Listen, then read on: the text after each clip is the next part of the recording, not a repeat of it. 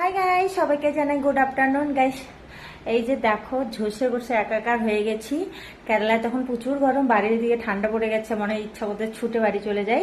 আর কেন ঝসে গেছি, আমি সকাল থেকে আজকে রান্না করতেছি। আর সবার রবিবারের দিন স্পেশাল হয়, রবিবারের দিন ছুটি হয়, আমাদের ছুটি হয় হলো শুক্রবারের দিন। আর এখানে শুক্রবার দিন কাজটা সব অফ থাকে, মানে বেশিরভাগ মানে মানুষই মুসলিম এখানে আমরা যেখানে থাকি, সেই জন্য শুক্রবারে সবকিছু অফ থাকে আর কি। আর আজকে শুক্রবারে দেখো আমি মানে কি কি রান্না করলাম দুপুরে তোমাদের সঙ্গে, তাই ভাবলাম যে একটু শেয়ার করি।